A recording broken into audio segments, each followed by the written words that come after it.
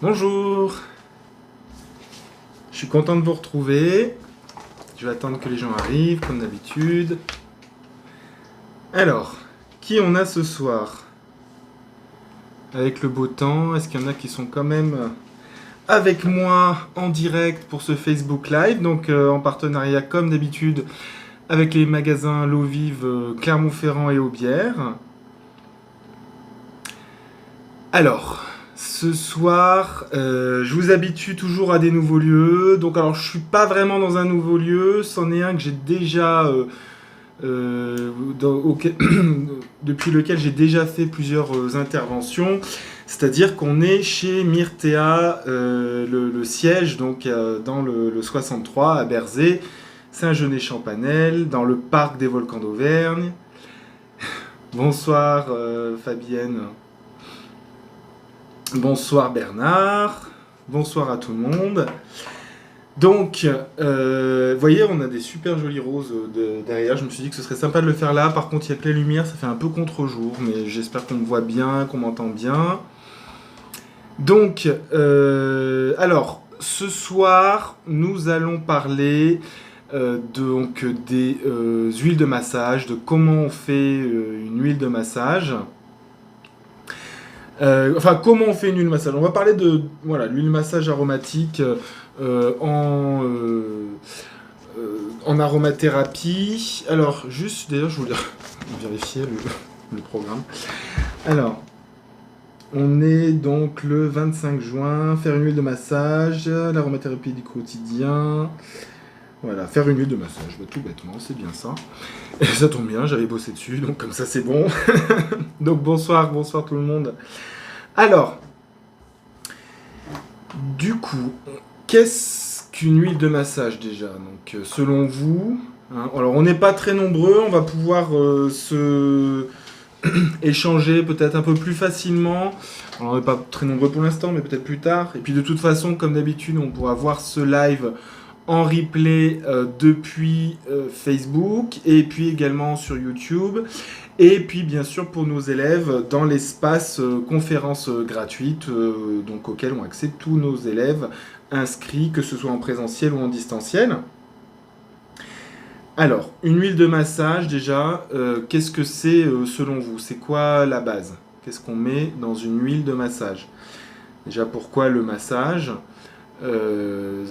En aromathérapie, c'est une voie royale pour l'utilisation des huiles essentielles. Je vais vous le dire. Bah non, c'est là d'ailleurs que je le dis. Donc, en aromathérapie. Donc, pour vous, quelle est la base? Qu'est-ce qu'on utilise comme base pour une huile de massage en aromathérapie? Première chose. Donc, si vous pouvez répondre, et puis je vais vous dire moi ce que j'en pense.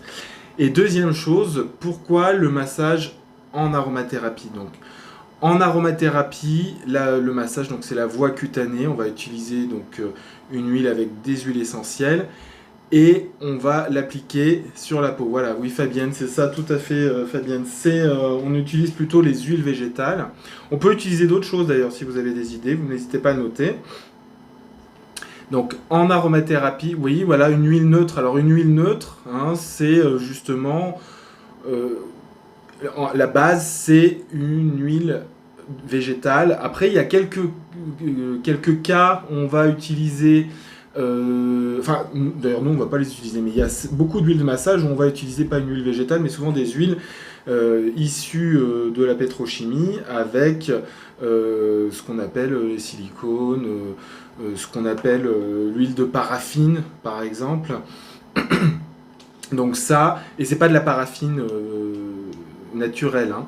Oui, huile de sésame, jasmine, c'est une très très bonne huile végétale de base pour le massage. Donc je vais vous dire lesquelles moi je vous conseille. Mais d'abord, pourquoi le massage? Parce que la voie cutanée en aromathérapie, moi c'est une voie que je privilégie vraiment avant toute chose. Parce que c'est une voie qui fait aller assez rapidement donc les principes actifs des huiles essentielles dans le sang, mais tout en bénéficiant du filtre cutané de la peau qui empêche donc qui vous permet d'avoir une diffusion progressive de l'huile essentielle dans le corps sur la durée et qui évite les surdosages. Donc j'ai vu tournesol, j'ai vu jojoba, c'est des très bonnes huiles végétales de base, tout à fait. Donc j'ai des personnes qui s'y connaissent bien là ce soir. Alors, moi, en huile végétale, ce que je conseille, donc déjà, l'huile d'olive, non. Parce que l'huile d'olive, elle ne pénètre pas du tout. C'est une huile qui restera beaucoup au niveau cutané en surface. Alors, par contre, il y a certains macérats qui sont faits sur une base d'huile d'olive. Et ça, c'est pas un problème. Parce que, par exemple, je prends le cas du millepertuis. Il est souvent macéré dans l'huile d'olive. Mais le millepertuis, on va souvent l'employer dans le cas où il est macéré dans l'huile d'olive, ce sera plutôt pour une utilisation vraiment pour un soin cutané, notamment après solaire. Alors, après solaire et pas avant solaire, hein. Oui, bonsoir Fabienne. Et donc, du coup, l'huile d'olive, par contre, pour tout le reste, c'est vraiment pas une bonne chose. Quand on veut faire un massage et qu'on a envie de faire un massage en aromathérapie, donc avec les principes actifs qui vont pénétrer assez loin dans les tissus, l'huile d'olive, c'est pas un bon choix. Par contre, vous pouvez faire un mélange olive, tournesol. Et à ce moment-là, le ratio, moi je vous conseille entre 10 et 30% maxi d'olive, et donc 90 à 70% de tournesol. Et là, ce ratio, il est bien, parce que le tournesol va assez loin, l'huile de tournesol va assez loin dans les tissus. C'est presque quasiment une huile sèche, en fait, ce qu'on qualifie d'huile sèche, c'est-à-dire qu'il ne laisse pas trop de pellicule au niveau cutané. Mais du coup, si vous voulez faire un massage qui dure, hein, si vous voulez vraiment avoir le temps de masser les tissus, le tournesol, du coup, il faut en remettre souvent, et c'est pas économique. Du coup, c'est pour ça que ce mélange olive-tournesol, c'est un bon mélange gagnant. Sésame, c'est une bonne base. Jojoba, c'est parfait, parce que l'affinité de l'huile de jojoba, qui d'ailleurs, comme je vous l'ai souvent dit plusieurs fois, est une huile, bonjour Séverine, est une huile, n'était pas vraiment une huile végétale, mais c'est considéré, parce que sur un plan biochimique, ça se rapproche plus d'une cire, et donc c'est une cire liquide, mais on dit quand même huile de jojoba. Et l'huile de jojoba a une affinité parfaite avec la peau, aussi bien au niveau du pH qu'au niveau de la composition, qui est proche de celle du sébum naturel de la peau. Donc c'est vraiment une parfaite huile de base. Alors oui, je sais, les mains des loupiaux, j'ai oublié ton prénom d'ailleurs, mais je vois qui tu es, et je sais que toi tu adores le noyau d'abricot. Donc c'est une très bonne huile également, en huile de base, qui convient à tous les types de peau également. Alors la noisette, oui, Séverine, c'est une très bonne, c'est une très bon choix aussi. Ouais, j'ai vraiment des gens qui s'y connaissent bien, hein. Sésame, jojoba, parfait pour Fabienne. Alors l'huile de coco. Alors l'huile de coco, donc dans nos, on va dire dans nos contrées en France métropolitaine, l'huile de coco, c'est une huile qui à température ambiante se présente sous forme de beurre, parce que elle est très riche en acides gras saturés. Donc du coup, elle se solidifie. Alors, c'est une très bonne huile pour les soins de la peau. Elle est vraiment très nourrissante, elle est très agréable. Au niveau de son toucher, pour le massage, c'est pas mal. Par contre, si on veut faire une huile de massage, l'huile de coco, c'est pas bon. Ça vous fera... elle va être figée, donc il faudra qu'à chaque fois vous la chauffiez légèrement pour la rendre fluide. D'ailleurs, quand elle est fluide, par contre, l'huile de coco, elle est super fluide, hein. Elle n'a pas vraiment d'entre-deux, hein. Soit c'est un bloc bien dur, soit elle devient tout de suite très liquide. Mais sinon, c'est une très bonne huile c'est une très bonne huile pour la peau en tout cas. Ah oui, Aurélie, c'est ça. Oui, ça y est, je me rappelle de toi, hein. Tu fais notamment les soins pour les enfants. Alors, j'ai dit pourquoi le massage, j'ai dit lesquelles huiles végétales choisir. Alors, vous n'avez pas dit d'ailleurs une qui est bien. Beurre de karité en association avec une HV, voilà, là vous aurez par exemple. Alors le risque, c'est que dans certaines températures, le karité se finisse par se cristalliser dans l'huile et fasse plein de petits cristaux à l'intérieur de l'huile de massage. Par contre, ça vous donnera une bonne huile en termes de durée de massage, quoi. Alors, selon vous, du coup, dans une huile de massage aromatique, il va vous falloir des huiles essentielles. Quelles huiles essentielles vous choisiriez, vous? Quel est votre choix en termes d'huile essentielle que vous pouvez... Alors, en tout cas, quelles sont, on va dire, des grandes catégories d'huile essentielle que vous pouvez mettre dedans et quelles sont les catégories d'huile essentielle à éviter? Donc, je vous laisse me mettre vos analyses. Moi, je vais vous dire ce que je conseille. Alors, en huile essentielle pour le massage, tout dépend, c'est ça, tout à fait, voilà, Fabienne, tout dépend de l'usage. Alors, jasmine, c'est excellent. La lavande, ça convient pour tout, donc c'est un très bon choix. Et quand on me connaît, on sait qu'on met lavande et on a 50% des points. Donc, alors, éviter les agrumes, tout à fait, Fabienne, et il y a une raison à cela. Selon vous, quelle est la raison pour laquelle... Alors, éviter, oui et non. C'est-à-dire que si on met les agrumes, il y a quelque chose qu'il ne faut pas faire, c'est tout. Carotte à éviter ou à mettre, hein. Bonsoir Aurélie. Ylang Ylang, très bon choix, tout à fait. Alors, les agrumes, pourquoi les éviter et pourquoi ne pas les éviter? Pourquoi les éviter? Parce que si vous massez avec des agrumes et que vous vous exposez au soleil après, vous allez risquer d'avoir des coups de soleil, des brûlures bien plus rapidement, parce que toutes les essences d'agrumes sont photosensibilisantes et particulièrement la bergamote. La carotte que j'ai vue tout à l'heure aussi est une photosensibilisante parce qu'elle fait partie de la famille des apiacées, les ombellifères, et qu'elles sont photosensibilisantes. Par contre, si c'est pour un massage le soir, avant de s'endormir, les agrumes sont tout à fait indiqués parce qu'ils sont très très relaxants du système nerveux et en plus leur odeur agréable va vous amener dans un état de joie, de détente, de sérénité, parce que c'est vraiment des parfums que tout le monde apprécie, que tout le monde adore, et particulièrement par exemple la mandarine, c'est parfait le soir et c'est un parfum qui est très cocoon. Donc pour un massage le soir, pas de problème les agrumes. C'est juste la petite nuance à apporter. Après, de toute façon, la carotte que j'ai vue tout à l'heure en huile essentielle, moi, c'est pas spécialement une huile essentielle que j'ai envie de mettre pour un massage. Alors, ça va être un soin de la peau, mais quand on fait un massage, on ne fait pas vraiment un soin de la peau. On essaie d'aller quand même dans les tissus. Donc, de toute façon, la carotte, c'en est une que je ne vais pas utiliser en huile de massage. Petit grain bigaradier, excellent. Et donc, alors, quelle autre huile essentielle on va éviter d'utiliser, ou en tout cas, on va faire attention avec? Il y a, quand on fait les cours chez Myrtea, et ailleurs, hein, on apprend qu'il y a deux familles biochimiques qui sont avec lesquelles il faut particulièrement faire attention, hein. Je sais qu'il y a des élèves à nous, avec nous ce soir, donc je sais quand vous allez pouvoir répondre. Fabienne Valentin, qui a été une élève à nous justement à un moment, elle dit éviter les huiles essentielles dermocaustiques. Et elle précise les phénols, tout à fait. Donc dans les phénols, parce que tout le monde n'est pas forcément familier avec les familles biochimiques en aroma, je vais vous donner quelques huiles avec lesquelles en tout cas il faut faire attention. Et donc dans ces huiles essentielles, il y a, tout à fait Aurélie, les phénols. Donc il y a par exemple le thym à thymol, mais par contre pour beaucoup d'autres thym, c'est pas un problème, comme le thym à linalol ou le thym à tujanol, sont pas des thym dermocaustiques. Par contre le thym à thymol, lui, est très dermocaustique. La sarriette des montagnes, enfin toutes les sarriettes d'ailleurs, il faut faire très attention avec. L'origan est très très dermocaustique. Oui, tout à fait, Fabienne. Un peu les aldéhydes aussi sont. Alors, ils sont moins irritants, à part pour le cinnamaldéhyde de la cannelle, mais ils sont moins irritants quand même que les phénols. Donc, on peut en mettre. De toute façon, ça va être dilué.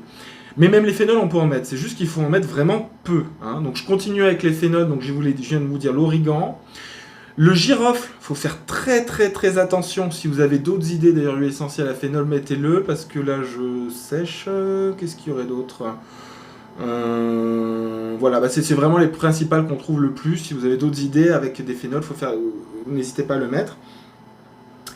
Et ensuite, donc du coup la cannelle, hein, parce qu'elle contient le fameux aldéhyde dont je parlais à Fabienne, mais aussi elle contient de l'eugénol qu'on trouve dans le girofle. Donc toutes les cannelles, de toute façon, il faut faire attention avec. Donc ces huiles-là, on va préférer les mettre à moins de 1% dans le mélange final pour une huile pour le corps. Voilà, ça suffit, on va pas mettre plus de ce genre d'huile essentielle là. Et puis les autres huiles essentielles avec lesquelles il faut faire attention, c'est lesquelles, hein, Fabienne?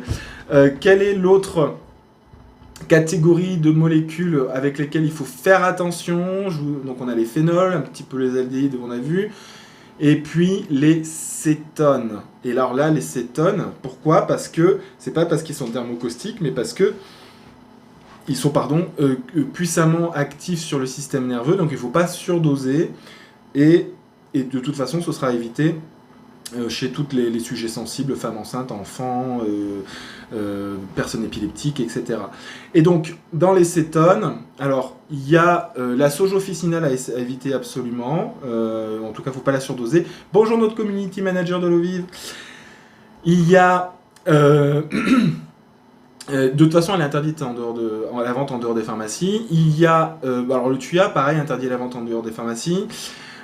Il y a alors l'amande poivrée, elle contient des cétones et même si c'en est une qui est très très utilisée, il faut en tout cas de toute façon l'amande poivrée on évite de masser avec parce qu'elle fait un effet glaçant. Ah bah oui voilà, tout à fait Séverine.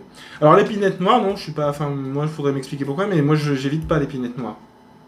Elle contient pas de cétones. Et elle est tonifiante, hein, mais il n'y a pas de contre-indication. Elle sera parfaite dans une huile de massage pour redonner du tonus, ou pour une personne qui sera en période de refroidissement, parce qu'elle va être un peu mucolytique, elle va être tonique immunitaire. Non, c'est une bonne huile essentielle, hein, l'épinette noire. Mais l'amande poivrée, je suis tout à fait d'accord par contre. Qu'est-ce qu'il y a d'autre à éviter en huile acétone? Alors l'hélicryse, elle en contient, mais c'est une cétone qu'on qualifie entre guillemets de douce, donc on peut l'intégrer dans une huile de massage, mais bon après c'est cher. Hein. Qu'est-ce qu'il y a d'autre auquel il faudrait penser avec des cétones? Bon voilà, si vous pensez à d'autres choses, n'hésitez pas à le mettre, hein, l'inul par exemple, je pense. Alors, lesquels choisir? Et ben donc, du coup, comme disait, je crois que c'était Fabienne tout à l'heure, tout dépend de ce que vous voulez faire avec. Ah oui, effectivement, Séverine, oui, comme elle est tonifiante, pour une huile de massage avant le dodo, non, pas d'épinette noire. Hein. Tout à fait. Après, là, je suis en général, sur vraiment quelles huiles essentielles éviter, quelles huiles essentielles choisir, en général. Et après, on ciblera des huiles de massage un peu plus précises. En tout cas, j'ai une formule à vous proposer.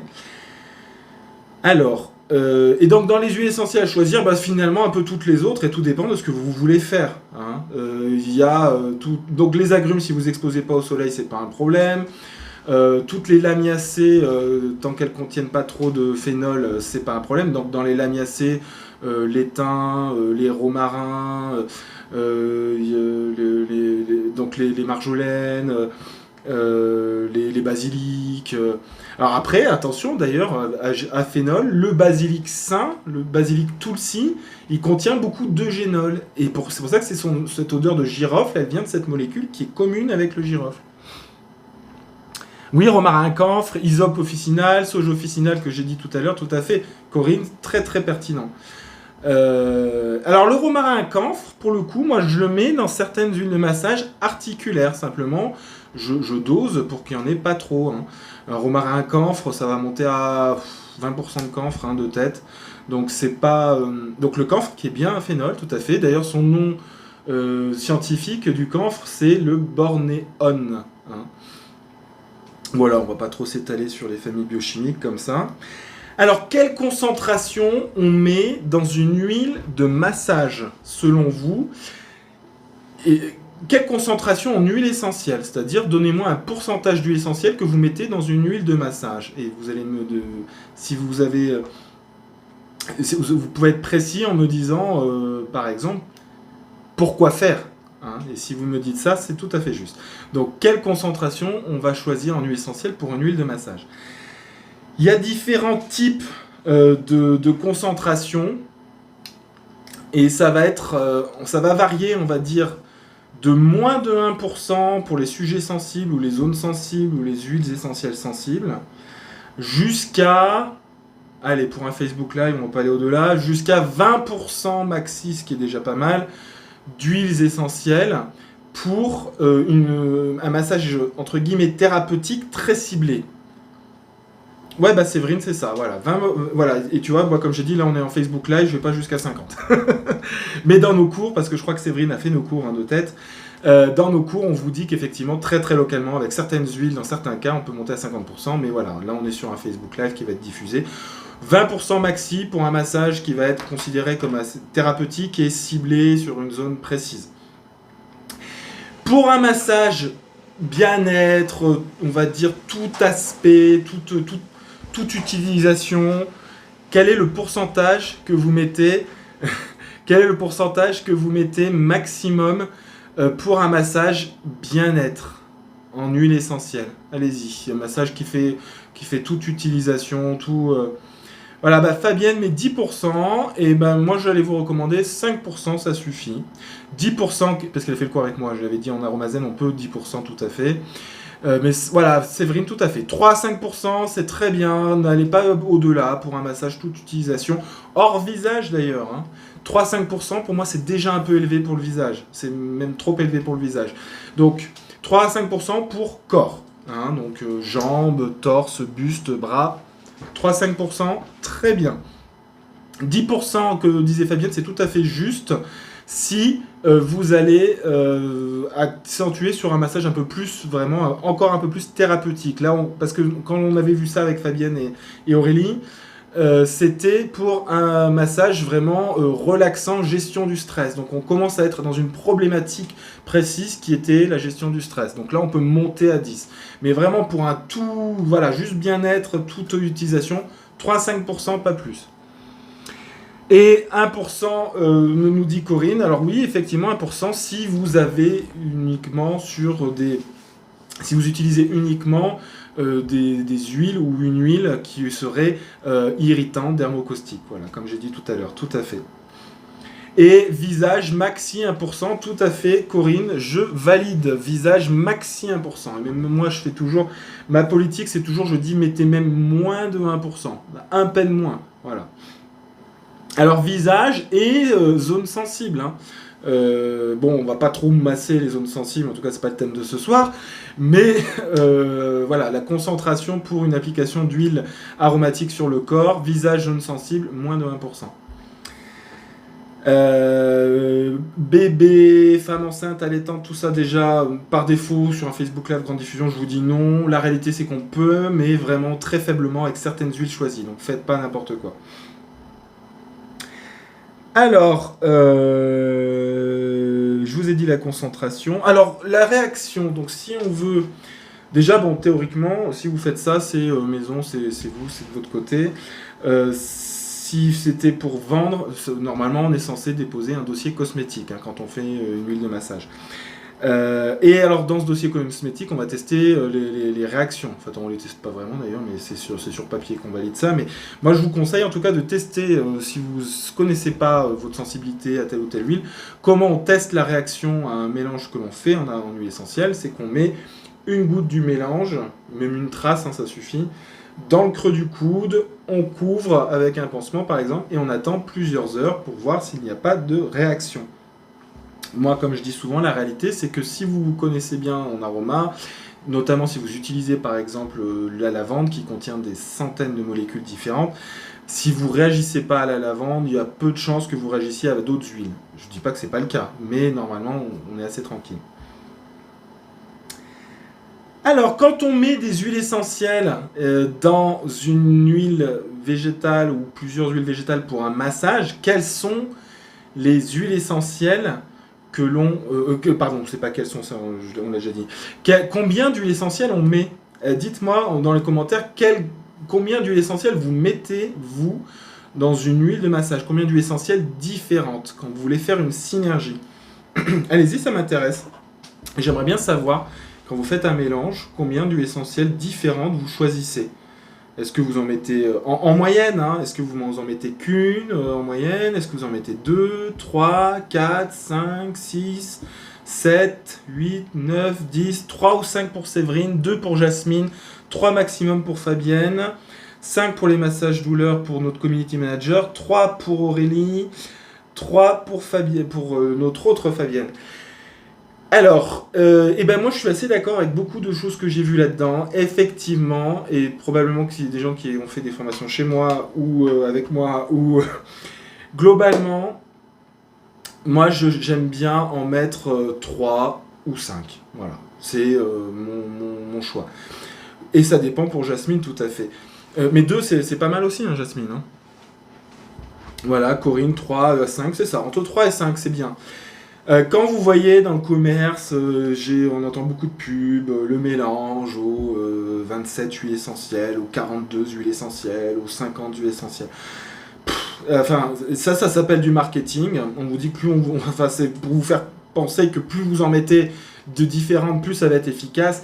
La réalité, c'est que c'est pas pertinent en fait hein, d'en mettre autant. Hein. Globalement, souvent on dit qu'au-delà de 7, c'est plus vraiment très intéressant. Quelques rares cas, moi ça m'est déjà arrivé d'en mettre 9 des fois, mais vraiment c'est très très précis pour des gars. Et puis après même on rentre vraiment dans du subtil, dans de la parfumerie, enfin c'est pas, voilà, c'est pas le sujet. Là dans ce qu'on souhaite faire, déjà pour moi j'aime bien, souvent je dis j'aime bien little is beautiful, voilà, un petit peu ça suffit, c'est beau, c'est déjà bien. Trop, c'est pas pertinent. En mettre trop, c'est vouloir en faire trop et c'est pas ajusté, c'est pas juste, voilà. Alors ensuite, pair ou impair les huiles, le mélange d'huile essentielle que vous mettez. Quand vous mettez, est-ce que vous allez mettre un nombre pair, 3 ou 5 par exemple, ou est-ce que vous allez mettre un nombre impair, 4 ou 6 par exemple. Alors, et les personnes qui ont fait cours avec moi ou qui ont déjà vu les Facebook Live, vous savez, avec moi, j'ai déjà dû le dire, je crois. Alors, ça dépend ce qu'on veut faire. Si on fait un mélange, donc pour Fabienne, impair, et ben c'est justement, c'est impair parce qu'on cherchait à changer l'état. Mais ça dépend en fait. Là, dans notre sujet de ce soir, et Aurélie, voilà, Aurélie et Fabienne que j'ai vu en cours, c'est tout à fait, j'avais tout à fait dit ça, mais tout dépend, voilà, pour obtenir le changement. Tout dépend de ce qu'on souhaite faire.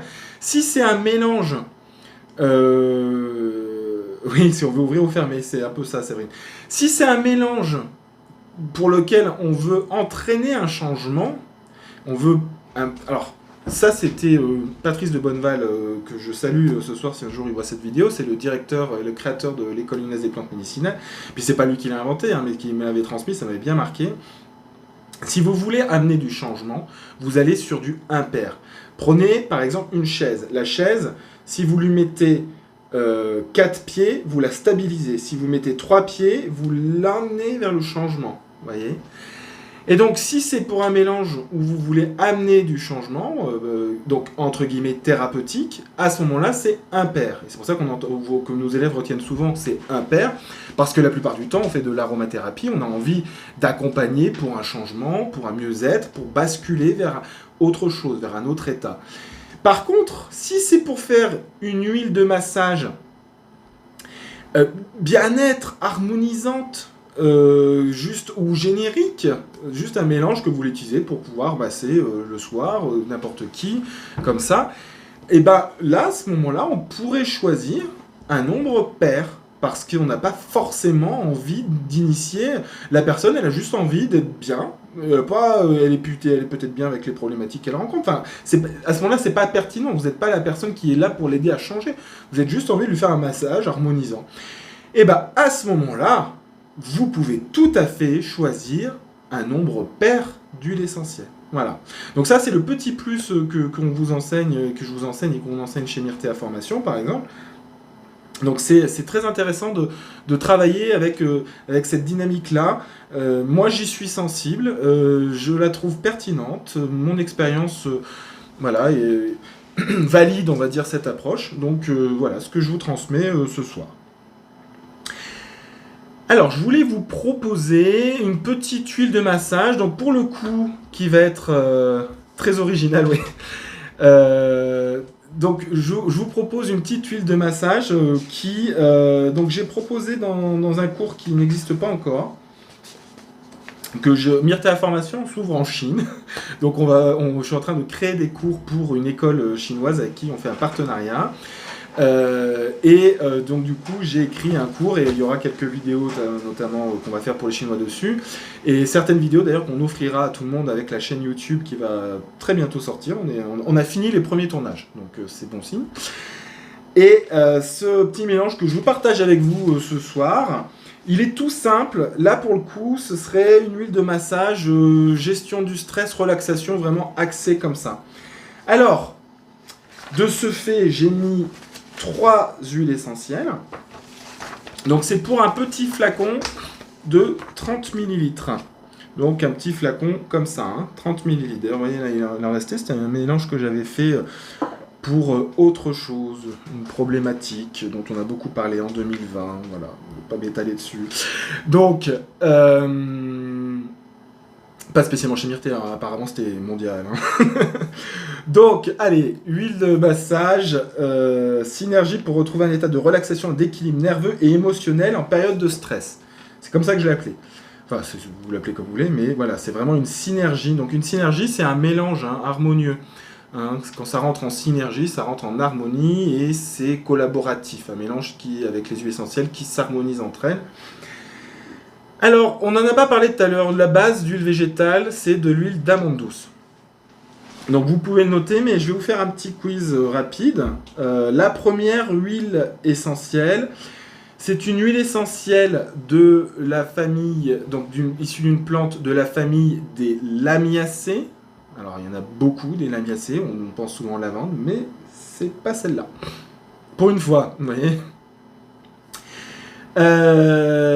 C'est une plante qui est plutôt originaire du Maghreb, ou en tout cas méditerranéen, sud de la France, c'est plus même Espagne, souvent. C'est plus Espagne-Maghreb.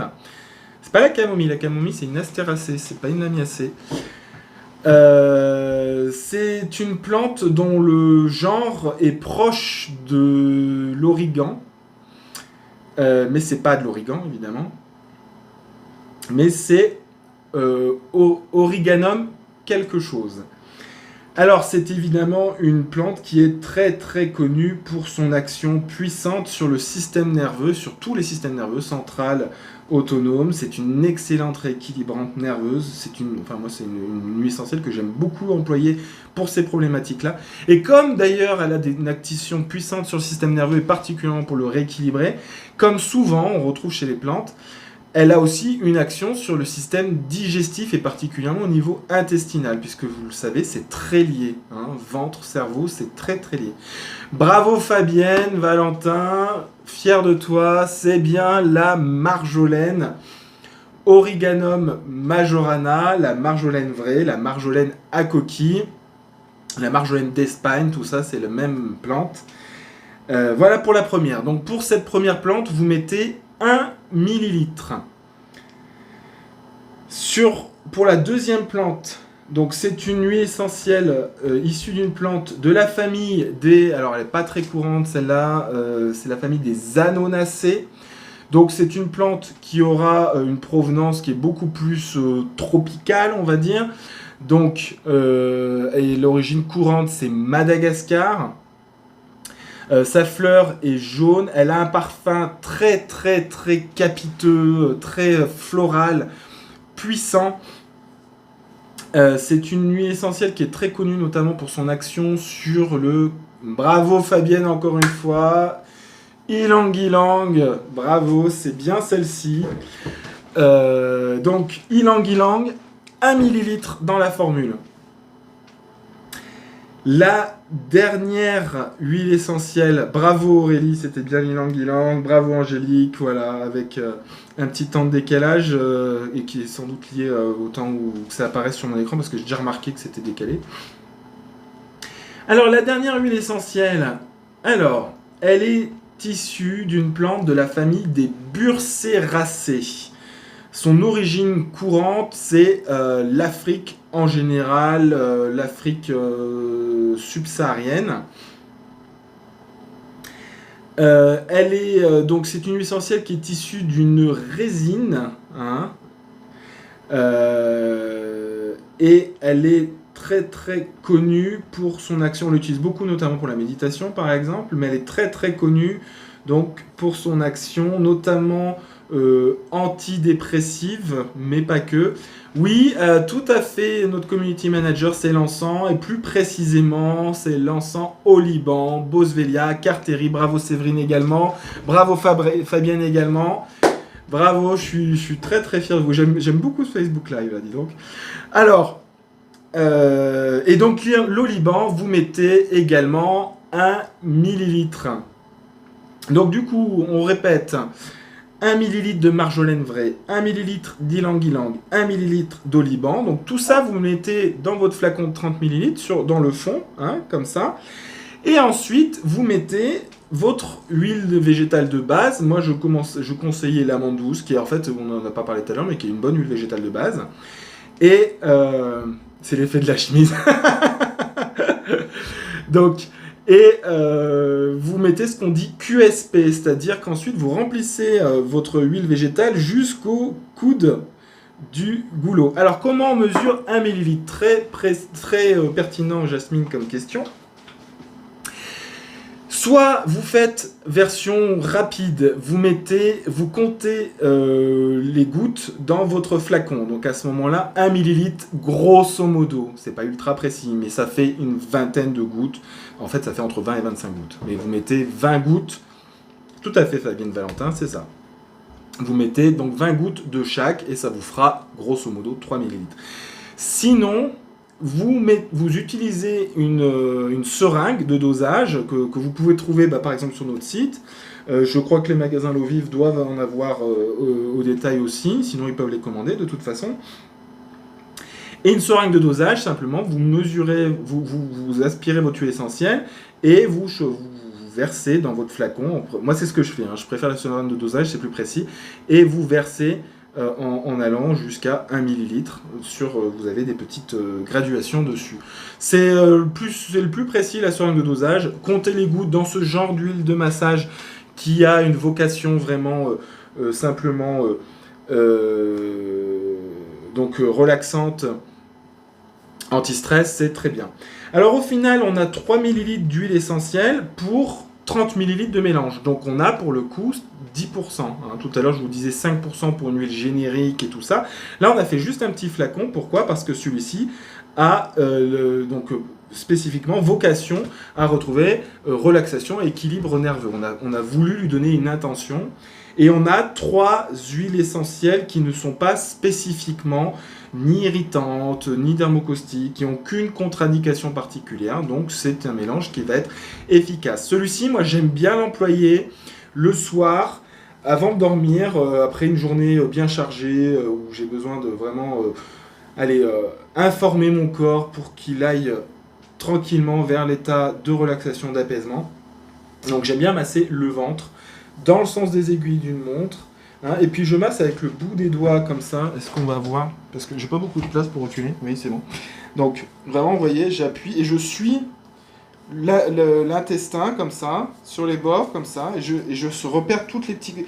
Ici, là, au niveau du plexus, juste en dessous du sternum, vous pourrez observer des tensions, c'est classique, hein, c'est le carrefour, vraiment un carrefour fondamental au niveau du système nerveux parasympathique, enfin autonome de manière générale et particulièrement parasympathique.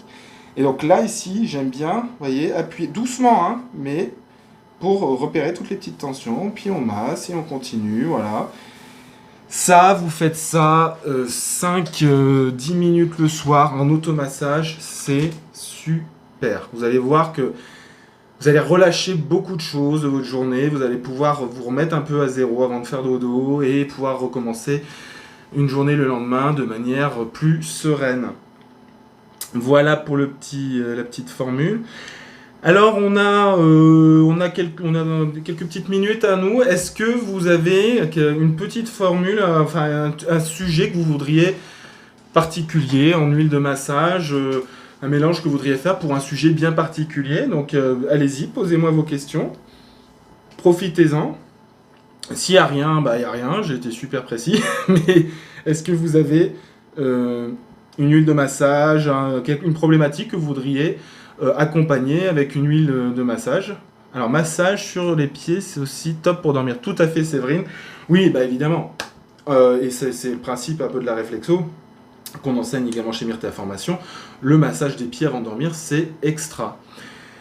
Alors, pour une tendinite, donc là, on a une huile de massage, même une huile vraiment thérapeutique. Alors, du coup, on a des gens qui sont très très bons ce soir avec nous. Donc, vous allez m'aider à faire la formule. Quelle huile essentielle on peut choisir? Du coup, on est parti sur la tendinite, mon ami community manager. Quelle huile essentielle on peut choisir pour accompagner une tendinite? On va en choisir 3 ensemble. Alors, une tendinite, c'est vraiment une inflammation du tendon. Donc, tout ce qui est it, de toute façon, c'est inflammation. Donc, quelle huile essentielle vous connaissez qui peut accompagner une inflammation du tendon? Qui va entraîner d'ailleurs très souvent une crispation au niveau musculaire, douleur, etc. Donc, on va chercher à aider au niveau inflammation, douleur. Alors, Fabienne, très pertinente et qui a fait cours chez Myrthéa Formation, Golteri. Alors, j'ai 2 formules géniales. Eucalyptus citronné, Golteri, romarac en frais, c'est top. Notre community manager, Golteri, laurier noble, eucalyptus citronné, c'est top. Corinne Klibeck, Golteri couché, et j'arrive pas à lire la suite. Si pas d'allergie à l'aspirine, en l'occurrence, oui. Tout à fait. Corinne, Golteri, tout à fait pour Jasmine. Golteri, oui, c'est la base. Voilà. Genévrier, c'est pas mal aussi, tout à fait. L'eucalyptus citronné, c'est top. Alors, la menthe, Fabienne, il faut préciser laquelle. Si c'est la menthe poivrée, c'est une bonne idée. En petite quantité localement, c'est tout à fait pertinent parce qu'elle est antalgique et voire même anesthésiante. Donc, c'est un bon choix dans des cas comme ça. C'est rares fois on peut mettre un peu de menthe poivrée. Catafré pour Fabienne, Valentin également. Cedrelopsis graeveis, c'est une très bonne idée. Voilà, mais voyez, vous avez plein de petites conseils qui sont tous très pertinents. Là, je n'ai pas vu d'erreur jusqu'à présent. Le poivre, oui, c'est le poivre noir, pourquoi pas. Gingembre, alors là, on est sur quelque chose d'un peu plus précis. On a quelqu'un qui va jouer avec certaines huiles essentielles un peu moins courantes pour ces aspects-là, mais je n'invalide pas. Et évidemment, Séverine, merci. La lavande. La lavande vraie ou la lavande aspic dans ce cas-là. La lavande aspic aurait tout à fait sa place. Golteri, Catafré. Donc Aurélie a une très bonne formule qu'elle vous propose également. Et tout à fait, Corinne, je suis d'accord. À ce moment-là, choisissez comme base un macérat. C'est encore mieux parce que vous allez potentialiser les effets. Vous allez avoir un excipient qui va être lui aussi actif. Donc, arnica, millepertuis, calendula, tous ces macérats sont parfaitement indiqués pour ce genre d'emploi-là. Et si c'est une tendinite et qu'elle est très locale, à ce moment-là, du coup, vous pouvez monter jusqu'à 20%. Un peu d'ylang pour que ça pue pas trop, c'est ça, Fabienne. Tout à fait. Ou la calophylle, très très bonne huile végétale de base, excellente dans ce cas-là parce qu'elle est anti-inflammatoire, elle est circulatoire, elle sera tout à fait indiquée. Vraiment, j'ai adoré faire ce Facebook Live avec vous parce que là, en plus, j'ai des gens qui sont... avec qui on a bien interagi, on a bien travaillé ensemble, je suis très content. Ce sera parfait pour les gens en replay, du coup, pour avoir plein de bonnes petites infos, plein de bonnes petites formules. Ce sera parfait pour mes élèves en plus, ça c'en est un que je leur recommanderais chaleureusement d'aller voir sur nos sites. Oui, le yarrow en anglais, il me semble que c'est le millepertuis. Ou peut-être, oui, il me semble que c'est le millepertuis. Et donc, du coup, voilà, j'inviterai chaleureusement mes élèves à le voir en replay parce qu'ils auront plein de bonnes infos, c'est excellent. Alors, le prochain Facebook Live, est-ce qu'on se revoit cet été? On se